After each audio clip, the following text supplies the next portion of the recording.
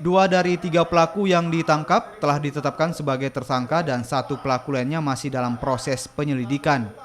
Modus pelaku dalam menjalankan aksinya dengan menjanjikan pekerjaan kepada korban dengan iming-iming sebuah mobil.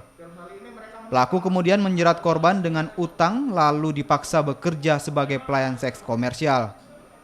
Berdasarkan informasi dari warga, polisi akhirnya menggerebek sebuah rumah indekos dan menemukan pelaku bersama 3 korban penjualan manusia.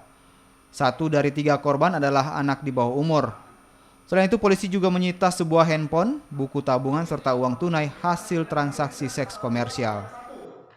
Modus operandi dari pelaku, bahwa pelaku ini merekrut dengan iming-iming bahwa kerja di Sulawesi, mereka pulang akan mendapatkan sebuah mobil.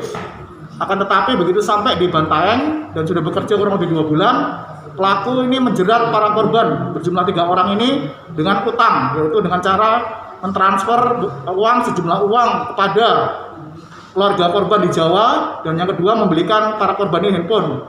Jadi total kurang lebih masing-masing korban itu dikenakan utang 16 juta rupiah, dan para korban dipaksa untuk menjadi pekerja seks komersial dengan tarif antara 200.000 sampai dengan 700.000. Sehingga itulah mereka diikat, dan hasil semua dari mereka bekerja sebagai seks komersial itu semuanya diambil oleh tersangka.